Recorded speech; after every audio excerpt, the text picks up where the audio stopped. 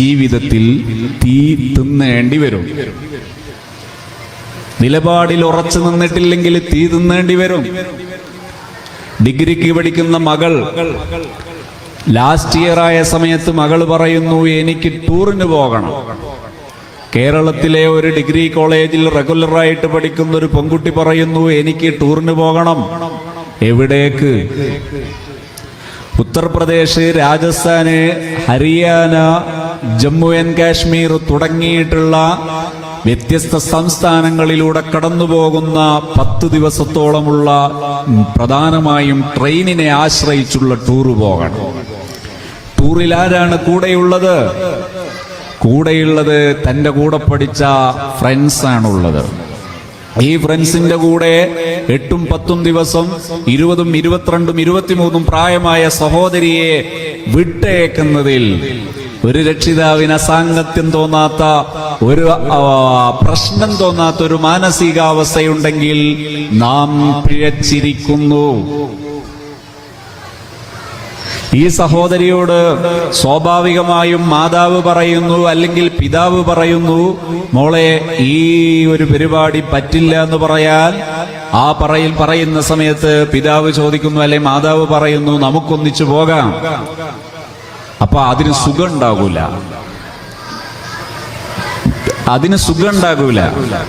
എന്തേ? സ്വന്തം മാതാപിതാക്കളുടെയും സ്വന്തം സഹോദരങ്ങളുടെയും കൂടെ ഒരു യാത്ര ചെയ്യുമ്പോൾ സുഖം കിട്ടുന്നില്ലെങ്കിൽ നിന്റെ വ്യക്തി ജീവിതത്തിൽ കൂടെ ചേർന്ന് നിൽക്കുന്ന കൂടപ്പിറപ്പുകളുടെ കൂടെ ഇഴുകിച്ചേരാൻ പഠിക്കാത്ത നീ എന്നാണ് സുരക്ഷിതയാകുന്നത് മോളെ? നീ എവിടെയാ വിദ്യാഭ്യാസം നേടിയത്? നിന്റെ വിദ്യാഭ്യാസം എന്തുമാത്രം പ്രാകൃതമായിരിക്കുന്നു. ശിലായുഗത്തെ പോലും നാണിപ്പിക്കുന്ന വിധം അതപ്പതിച്ചിരിക്കുന്നു നിന്റെ വിദ്യാഭ്യാസം. വിദ്യാഭ്യാസം എന്ന് പറയുന്നത് ഒരു മനുഷ്യനുണ്ടാക്കേണ്ടത് വാല്യൂസ് ആണ്, മൂല്യങ്ങളാണ്. മൂല്യങ്ങളിൽ ഏറ്റവും പ്രധാനപ്പെട്ടത് തൻ്റെ ജന്മത്തിന് കാരണക്കാരാവുകയും താൻ കാല് വളർന്നോ കൈ വളർന്നോ എന്ന് നോക്കി തന്നെ വളർത്തി ഇത്രയും വലുതാക്കിയ തൻ്റെ രക്ഷിതാക്കൾ, ആ രക്ഷിതാക്കളെ തിരിച്ചറിഞ്ഞ് അവർക്ക് തണലാകാൻ കഴിയാത്ത ജീവിതമാണെങ്കിൽ മൃഗം നിന്നേക്കാൾ എത്രമാത്രം നന്നായിരിക്കുന്നു എന്ന് പറയേണ്ടിയിരിക്കുന്നു. പിന്നെ എവിടെയാ വിദ്യാഭ്യാസം? തന്റെ ജന്മം നൽകിയ തന്റെ മാതാപിതാക്കളെ കൂടെ നിർത്താൻ കഴിയാത്തൊരു വിദ്യാഭ്യാസമാണെങ്കിൽ ഈ വിദ്യാഭ്യാസം ദുരന്തമല്ലേ? വിദ്യാഭ്യാസം എന്ന് പറയുന്നത് എന്തിനാ? കാട്ടാളനെ മനുഷ്യനാക്കാനല്ലേ? കാട്ടാളനെ മനുഷ്യനാക്കാനല്ലേ വിദ്യാഭ്യാസം? മനുഷ്യനെ മൃഗത്തിന്റെയും താഴെ കൊണ്ടുപോകാനുള്ളതാണോ വിദ്യാഭ്യാസം? ഇരിക്കട്ടെ, എന്റെ വിഷയത്തിലൂടെ ഒന്നുകൂടി ഞാൻ തിരിച്ചു വരുന്നു. ഫേംനെസ് ആണ് ഒരു രക്ഷിതാവിനുണ്ടാകേണ്ട ഏറ്റവും പ്രധാനപ്പെട്ട ഒരു നിലപാട്, ഒരു സമീപന രീതി. കുടുംബമായി ജീവിക്കുന്ന സമയത്ത് നാം ആരംഭിക്കേണ്ട ഏറ്റവും പ്രധാനപ്പെട്ട ഒന്നാണ് നമ്മുടെ ജീവിതത്തെക്കുറിച്ചുള്ള കാഴ്ചപ്പാട്. അതുകൂടി പറഞ്ഞ് എന്റെ സംസാരം ഇവിടെ അവസാനിപ്പിക്കാമെന്ന് എനിക്ക് തോന്നുന്നു. കുടുംബജീവിതം വിജയിക്കണമെങ്കിൽ ഇന്ന് ഏറ്റവും കൂടുതൽ ഡൈവോഴ്സ്, ത്വലാഖ്, പിരിയലുകൾ നടന്നുകൊണ്ടിരിക്കുന്ന ഒരു കാലം കൂടിയാണ്. ഡൈവോഴ്സുകൾ ആഘോഷിക്കുകയും കൂടി ചെയ്യുന്നൊരു കാലമാണ് ഇന്ന്. എന്തു അങ്ങനെ വൈകൃതങ്ങൾ ആഘോഷിക്കുക എന്നത് ഇന്നത്തെ ഒരു സവിശേഷതയാണ്. കുറച്ചു മുമ്പൊരിക്കൽ കോഴിക്കോട് പട്ടണത്തിലാണെന്ന് തോന്നുന്നു, ഈ വിവാഹം പിരിഞ്ഞ കുറെ പേർ ഒന്നിക്കുന്നു, പിരിയലുകളെ ആഘോഷിക്കുന്നത്. എന്നാൽ ഞാൻ തുടങ്ങുന്നത് ചെറിയൊരു സംഭവം പറഞ്ഞിട്ട് തുടങ്ങാം. രണ്ട് വിഷയം പറഞ്ഞാൽ എളുപ്പമായിരിക്കും അത് പറയാൻ. ഒരു സഹോദരി, നമ്മൾ ഹാപ്പി സോണിന്റെ ലേഡീസ് ട്രെയിനേഴ്സ് ട്രെയിനിങ് ആരംഭിക്കുന്ന സമയത്ത് അതിലൊരു സഹോദരി ജോയിൻ ചെയ്യുകയാണ്. 4 മക്കളുടെ മാതാവാണ് ആ സഹോദരി. അവര് ആ ട്രെയിനേഴ്സ് ട്രെയിനിങ്ങിൽ ജോയിൻ ചെയ്യാനുള്ള കാരണം തൻ്റെ ഒരു കുട്ടി ഒരു റെസിഡൻഷ്യൽ ഇൻസ്റ്റിറ്റ്യൂട്ടിൽ, ഒരു താമസിച്ച് പഠിക്കുന്ന സ്ഥാപനത്തിൽ നിന്ന് ചില പ്രയാസങ്ങൾ നേരിട്ടപ്പോൾ ആ കുട്ടിയുടെ പഠനം മുന്നോട്ട് കൊണ്ടുപോകാൻ പ്രയാസപ്പെട്ടു. അത് പരിഹരിക്കാൻ വേണ്ടിയാണ് ഈ രക്ഷിതാവ് ഈ ട്രെയിനേഴ്സ് ട്രെയിനിങ്ങിൽ ജോയിൻ ചെയ്യുന്നത്. നമ്മുടെ ആ ട്രെയിനിങ്ങിന്റെ പേര് ലൈഫ് എൻറിച്ച്മെന്റ് ട്രെയിനിങ് എന്നാണ് അതിന്റെ പേര്. അപ്പൊ അതിൽ ജോയിൻ ചെയ്യുന്ന സമയത്ത് അവരന്ന് ഗർഭിണി കൂടിയാണ്. അപ്പോൾ അവർ പറഞ്ഞു, ഗർഭകാലത്ത് ഒരുപാട് അസുഖങ്ങൾ ഉണ്ടാകാറുണ്ട്. ചിലർക്കൊക്കെ അങ്ങനെയാണ്, ഗർഭകാലത്ത് ധാരാളം അസുഖമുണ്ടാകും. അപ്പോ ഞാൻ അവരോട് ഓരോന്നും മനസ്സ് തുറന്ന് സംസാരിക്കാൻ പറഞ്ഞു. അപ്പോ അസുഖമുണ്ടാകുന്നതിന്റെ കാരണം എന്താണ്? ചുരുക്ക വിവരണം ഞാൻ പറയാം. പ്രത്യേകിച്ച് ഗർഭിണികൾക്ക് അസുഖമുണ്ടാകുന്നത് എന്തുകൊണ്ട്? ഗർഭം എന്ന് പറയുന്നത് ഒരു സ്ത്രീയുടെ യൂട്രസിൽ, ഗർഭപാത്രത്തിൽ ഈ എഗ്ഗും സ്പേമും അണ്ടവും ബീജവും തമ്മിൽ സംഗമിക്കുന്നു. സംഗമിച്ചതിന് ശേഷം ഗർഭപാത്രത്തിന്റെ ഭിത്തിയിൽ അത് ചെന്ന് വളരുന്നു, പിടിച്ച് വളരുന്ന വ്യത്യസ്ത ഘട്ടങ്ങളിലൂടെ വളരുന്ന സമയത്ത് ഗർഭപാത്രത്തെ സംബന്ധിച്ചിടത്തോളം ഇതൊരു എക്സ്റ്റേണൽ ഫാക്ടറാണ്, അഥവാ ഒരു ഫോറിൻ ബോഡിയാണ്, പുറത്തു നിന്നുള്ളൊരു കക്ഷിയാണ്. പുറത്തു നിന്നുള്ളൊരു കക്ഷി ഉള്ളിൽ വന്നാൽ സ്വാഭാവികമായും ശരീരത്തിന്റെ പ്രതികരണ രീതി എന്താണെന്നറിയോ? റിമൂവിംഗ് ആണ്. റിമൂവിംഗ് എന്ന് പറഞ്ഞാൽ റിജക്ഷൻ, തള്ളലാണ്.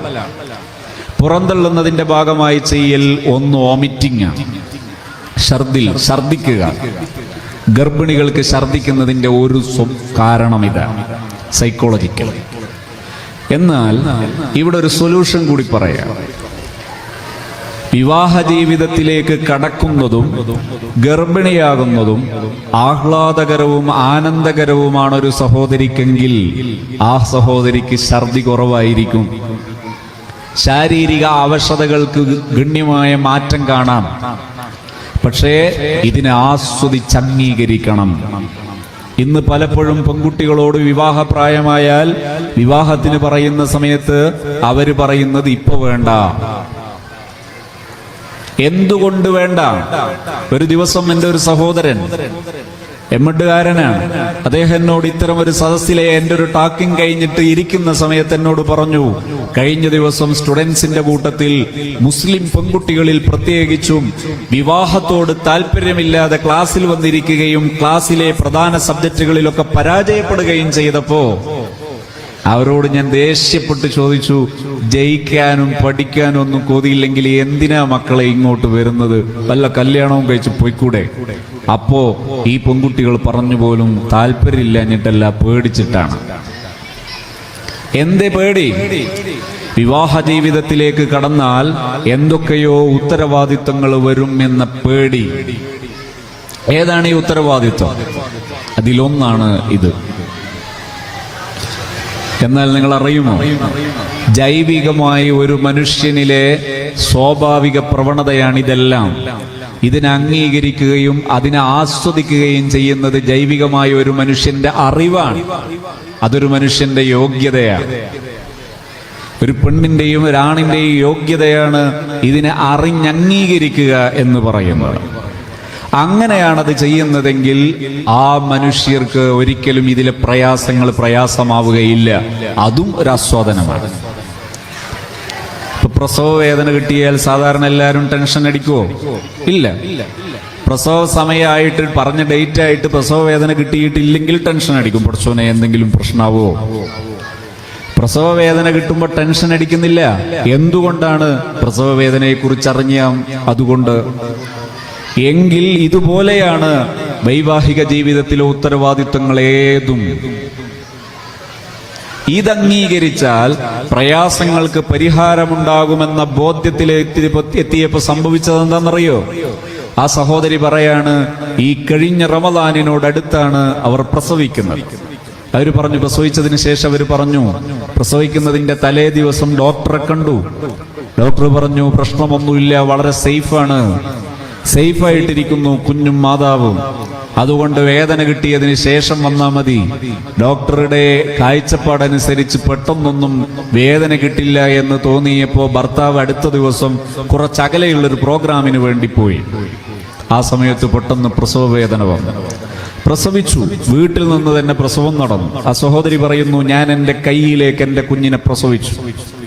എന്റെ കുഞ്ഞ് പൊക്കിൾ കൊടി മുറിഞ്ഞിട്ടാണ് എന്റെ കുഞ്ഞ് എന്റെ കയ്യിലേക്ക് വന്നത്. ആനന്ദം കൊണ്ട് ഞാൻ തക്ബീർ ചൊല്ലിപ്പോയി. സാധാരണ എന്റെ കഴിഞ്ഞ 3 പ്രസവത്തിലും എനിക്ക് ട്രിപ്പ് ഇടേണ്ടി വന്നിട്ടുണ്ട്. പക്ഷേ ഈ പ്രസവത്തിൽ എനിക്കങ്ങനെ യാതൊരു പ്രശ്നവുമില്ല. പ്രഷർ ലോ ആകുന്നില്ല, ഷുഗർ കൂടുന്നില്ല, മറ്റ് പ്രയാസങ്ങളൊന്നും, ശാരീരിക അവശതകൾ കൂടുതലൊന്നും എനിക്കുണ്ടായില്ല. പ്രസവത്തിന് ശേഷം ഞങ്ങൾ ഡോക്ടറെ കണ്ടു. ആശുപത്രിയിൽ പോയപ്പോൾ ഡോക്ടർ പറഞ്ഞു, ഒരു കംപ്ലൈന്റും ഇല്ല, യു ആർ സേഫ്. എന്നാൽ ഇതിന്റെ മറുവശത്ത് നിങ്ങൾക്ക് കാണാം ഇതിന്റെ ഓപ്പോസിറ്റ്. ജീവിതത്തെക്കുറിച്ച്, വൈവാഹിക ജീവിതത്തെക്കുറിച്ച് അതൊരു ഭീഷണിയാണ്, അതൊരു വല്ലായ്മയാണ്, അതൊരു പ്രതിബന്ധമാണ്, അതൊരു പ്രതിസന്ധിയാണ് എന്ന് തോന്നുന്നൊരു സഹോദരിക്ക് ഗർഭകാലയളവിൽ നിരവധി നിരവധി നിരവധി നിരവധി അസുഖങ്ങൾ കാണാം, പ്രയാസങ്ങൾ കാണാം. മനസ്സിലെ നമ്മുടെ ചിന്താഗതികൾ വളരെ പ്രധാനമാണ് എന്നർത്ഥം. അതുകൊണ്ട് എൻ്റെ പ്രിയപ്പെട്ട സഹോദരിമാരെ, വൈവാഹിക ജീവിതത്തിന് വേണ്ടി വൈവാഹിക ജീവിതത്തിന്റെ ഈ നിലവാരം മനസ്സിലാക്കിയിട്ട് ജീവിതത്തെ ഏറ്റെടുക്കണം. അതിന് സൈക്കോളജി പറയുന്ന ഒരു കാഴ്ചപ്പാടുണ്ട്, അത് കുറേ വ്യാഖ്യാനിച്ചുണ്ടാക്കണം. ഇസ്ലാം വെരി സിമ്പിൾ. ഒരു സഹോദരിയെ സംബന്ധിച്ചിടത്തോളം ആ ഗർഭകാലയളവിലുള്ള ഏതൊക്കെ അവശതകളുണ്ടോ അതെല്ലാം നിനക്കൊരു രക്തസാക്ഷിയുടെ മഹത്വം ലഭിക്കാൻ മാത്രം മതിയായ മഹോന്നതമായ പ്രതിഫലത്തിന് മതിയായ ഒരു സൽക്കർമ്മമാണ് എന്ന ബോധ്യമാണ് ഇസ്ലാം മുന്നോട്ട് വെക്കുന്നത്. എന്തെളുപ്പമാ! പിന്നെ എവിടെയാ വേദന? പിന്നെ എവിടെയാ ടെൻഷൻ? പിന്നെ എവിടെയാ വെപ്രാളം? വൈവാഹിക ജീവിതത്തിൽ ഒരു കുഞ്ഞിനെ പരിപാലിക്കുക എന്ന് പറയുന്നത് ഏറ്റെടുക്കുന്ന സമയത്ത് അതൊരു സഹോദരി ഒരു കളക്ടർ ആവുന്നതിനേക്കാൾ ഉന്നതമാണ് എന്നതാണ് ഒരു സത്യം. ഞാൻ ഒറ്റ അനുഭവം പറഞ്ഞിട്ട് അത് സ്ഥിരപ്പെടുത്താം. ഒരു ദിവസം ഒരു സെഷൻ അവസാനിക്കുന്ന സമയത്ത് ഒരു ടീച്ചർ, പ്രീ KG സ്കൂൾ സംവിധാനത്തിൽ ഒരു ടീച്ചർ, ആ ടീച്ചർ എന്നോട് ചോദിച്ചു, എനിക്കൊരു അപ്പോയിന്റ്മെന്റ് തരാമോ, എനിക്ക് ചില കാര്യങ്ങൾ സംസാരിക്കാനുണ്ടായിരുന്നു. ഞാൻ പറഞ്ഞു ഓക്കെ. സഹോദരി പറയുന്നു, എന്റെ മൂത്ത കുട്ടി ഇപ്പോൾ 7 വയസ്സ് കഴിഞ്ഞു, നല്ല സ്വഭാവം, നന്നായി പഠിക്കും, ഇപ്പോൾ ഫസ്റ്റ് സ്റ്റാൻഡേർഡിൽ എത്തിയിരിക്കുന്നു, നല്ലോണം പഠിക്കും, നല്ല സ്വഭാവം, എല്ലാ വിഷയങ്ങളിലും കൃത്യനിഷ്ഠയുള്ള മോൻ. പക്ഷേ എന്റെ രണ്ടാമത്തെ കുഞ്ഞ് 3.5 വയസ്സുകാരൻ, വാശി, ഭയങ്കര അക്രമ സ്വഭാവം, എല്ലായിടത്തും പ്രശ്നം. എത്രത്തോളം എന്നറിയോ? കഴിഞ്ഞ ദിവസം എന്റെ മൂത്ത മോൻ പറയാണ്, ഉമ്മ എന്റെ മുടി ഒന്ന് വേഗം വെട്ടിത്തരണേ. എന്ത് മോനെ? ഈ ഇളയ കുട്ടിയുടെ ആക്രമണം ഭയന്നിട്ടാണ് മൂത്ത കുട്ടി പറയുന്നത്, ഇവൻ മുടി പിറിച്ച് പറിക്കും. അതിലുള്ള പേടി കൊണ്ടാണ് മൂത്ത കുട്ടി പറയുന്നത്, എന്റെ മുടി വേഗം വെട്ടിത്തരണം. അടുത്ത വീട്ടിലൊന്നുള്ള ഒറ്റ ചെറിയ കുട്ടിയും എന്റെ വീട്ടിലേക്ക് വരില്ല, ഈ 3.5 വയസ്സുകാരനെ ഭയന്നിട്ട്. ഇപ്പോൾ എല്ലാം കൂടിയായി അടുത്തടുത്ത സമയങ്ങളിൽ ഞാൻ പൊതുവായുള്ള ചടങ്ങുകളിലൊന്നും പോകാറില്ല. കുടുംബ വീടുകളിലെ സദസ്സുകളിൽ ഒന്നും പോകാൻ എനിക്ക് മടിയാ. കാരണം എന്റെ മകന്റെ പെരുമാറ്റം, ഈ കൊച്ചുമോന്റെ പെരുമാറ്റം കാരണം എല്ലാരും ചോദിക്കും, ഈ കുട്ടിയുടെ മാതാവ് ആരാണെന്ന് ചോദിക്കും. ആ ഒരു മനപ്രയാസം ആലോചിച്ചിട്ട് ഞാനിപ്പോ കുടുംബത്തിലെ പരിപാടികളിൽ ഒന്നും പോകാറില്ല. എന്തേ ഈ കുട്ടിക്ക് പ്രശ്നം? ഇത്രമാത്രം ആക്രമണ സ്വഭാവം കാണിക്കാനുള്ള പ്രശ്നം എന്ത്? ഞാൻ ആ ടീച്ചറോട് പറഞ്ഞു, ടീച്ചർ ഒരു A4 എടുക്കാമോ? ഒരു A4 എടുത്തു, ഒരു പേന എടുക്കാൻ പറഞ്ഞു. ആ ടീച്ചറോട് ഈ മൂത്ത കുട്ടിയെ ഗർഭിണിയായ കാലയം ഒന്ന് നോട്ട് ചെയ്യാൻ പറഞ്ഞു.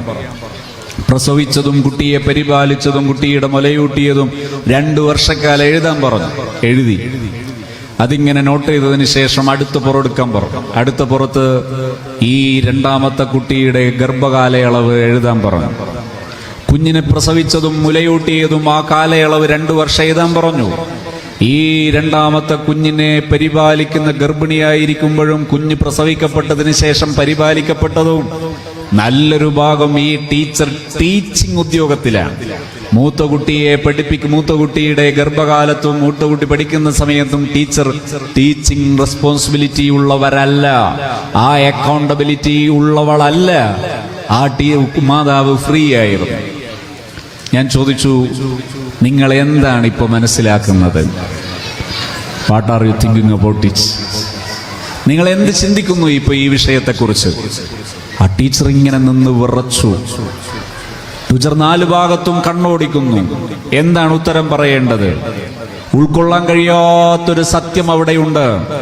ഒരു സഹോദരി മാതാവായിരിക്കെ കളക്ടറാണ് എന്നതിന്റെ പേരിൽ സ്വന്തം കുഞ്ഞിന് നൽകേണ്ട മദറിങ്, മാതൃത്വം, അത് നൽകാൻ പറ്റാതെ നിങ്ങൾ ഈ ലോകത്ത് നിർവഹിക്കുന്ന ഓരോ ഉദ്യോഗവും അത് മനുഷ്യത്വം അല്ല എന്ന് പറയേണ്ടി വരും.